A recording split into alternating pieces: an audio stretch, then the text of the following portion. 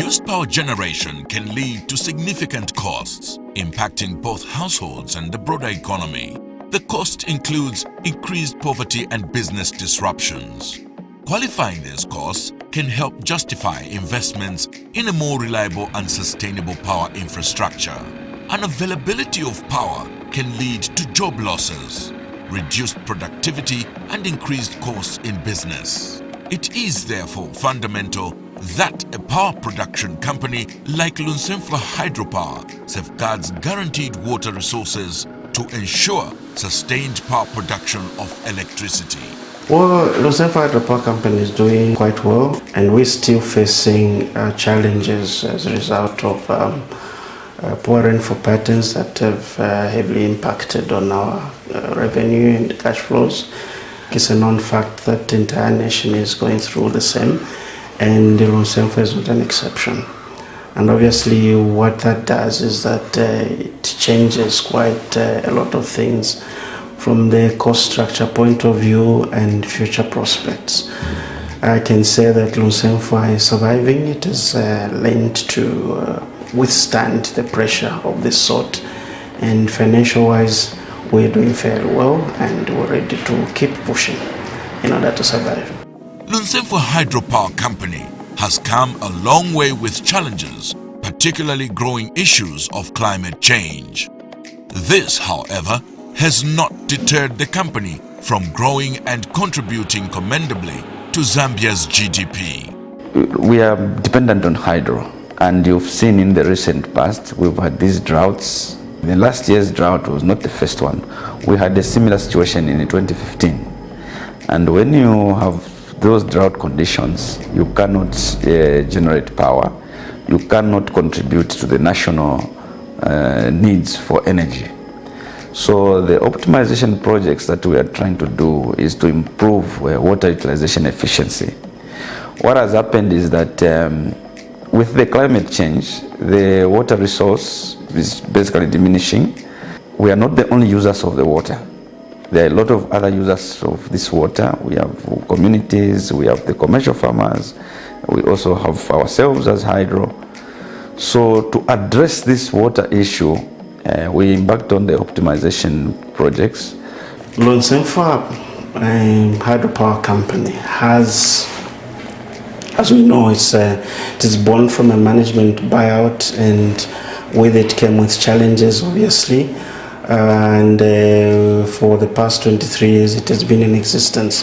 It has done fairly well in terms of growth and improvements to the existing infrastructure and assets. It is expanding, and its exposure to the regional community.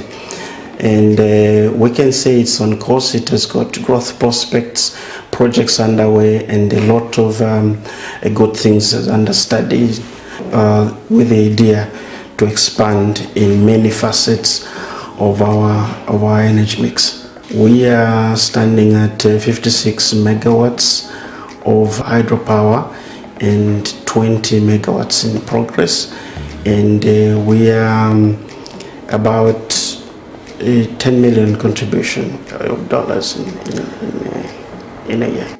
Natural forces and human activities creating changes in the natural landscape have significantly impacted the flows of water in the Mulungushi and Lunsemfwa catchment areas.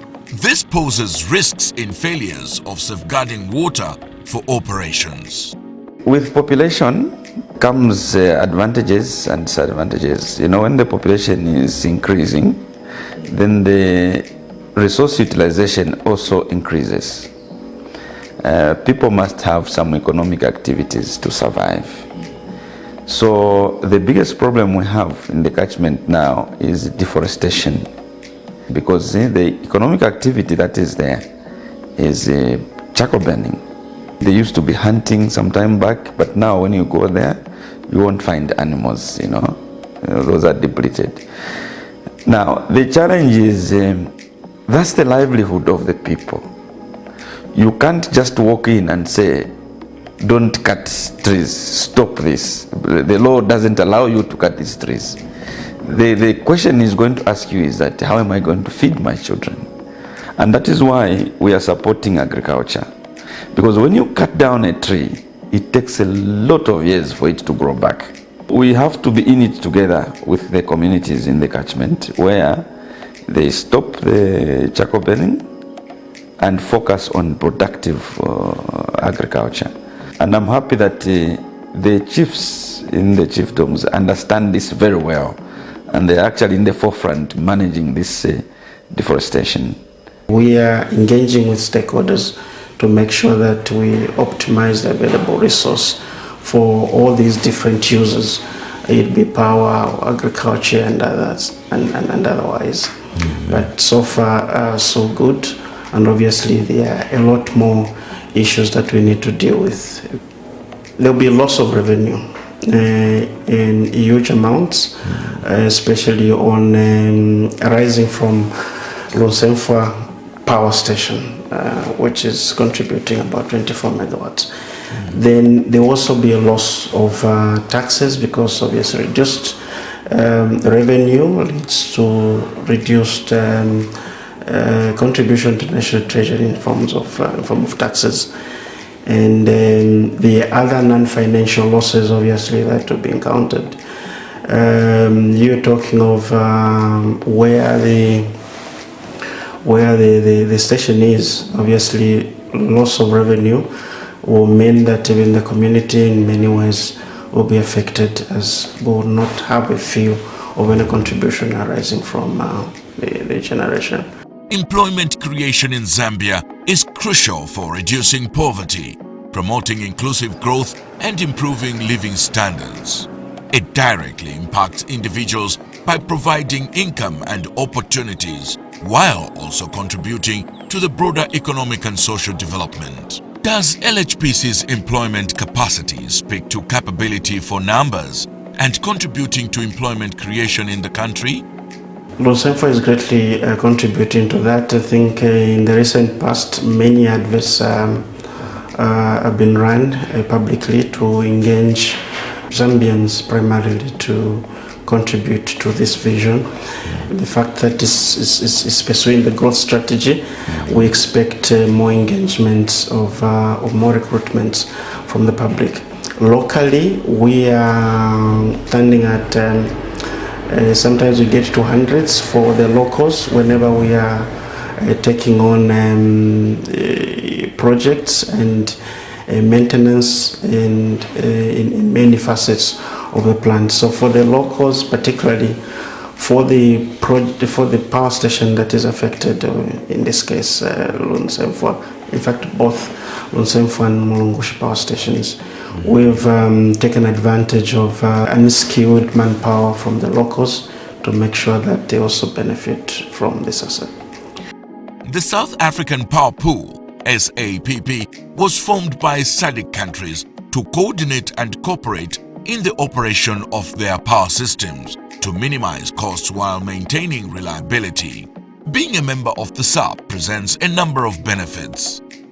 This brings many advantages to LHPC. I think one of them, LHPC is now in a position to contribute to limiting or reducing the energy deficit in the country.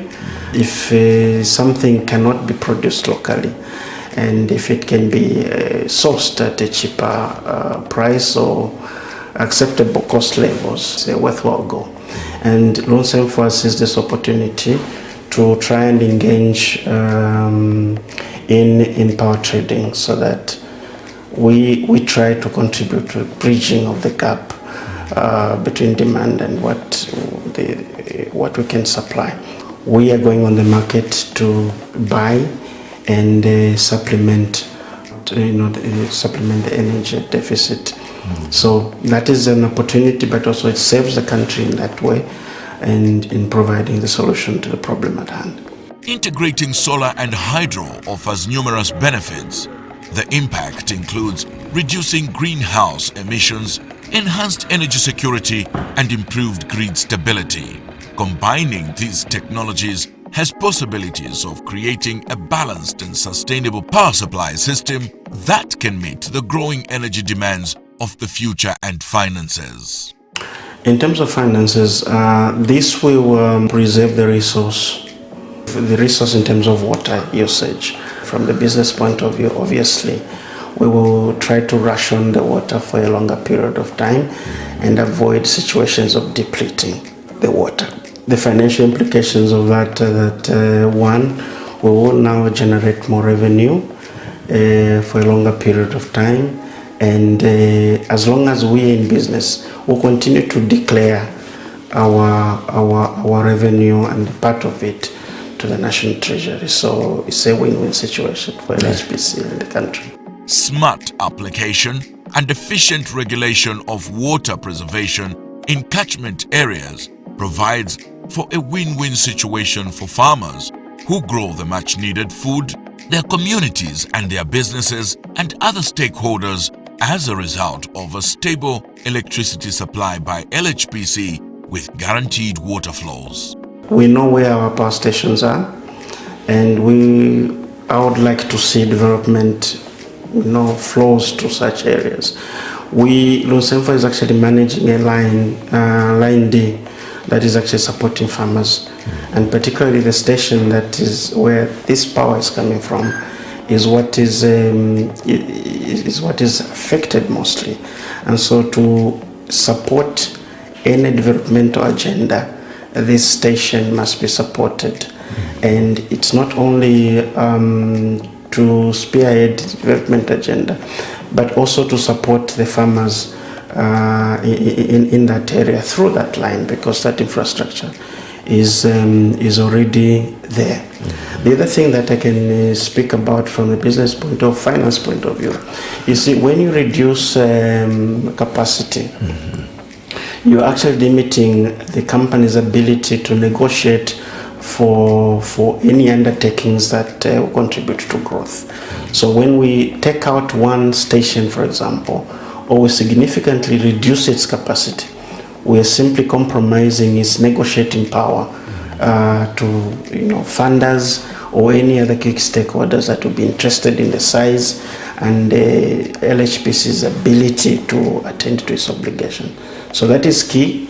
It's not just affecting Lunsemfa now, but the effects are future and far-reaching. If the water resource can be preserved from the catchment side, I see Lunsemfa moving, covering great miles. The strategic focus is very healthy, and it is very good, and it is encompassing all stakeholders, and it will be a very, very big company where we see it from here. Human activities and unplanned development affecting climate with massive losses in water bring about failure to maintain water resources for LHPC, causing reduced power generation, shutdowns and increased load shedding that in turn bring about losses in tax to the treasury, financial losses and ripple effects on the economy and Zambia's development.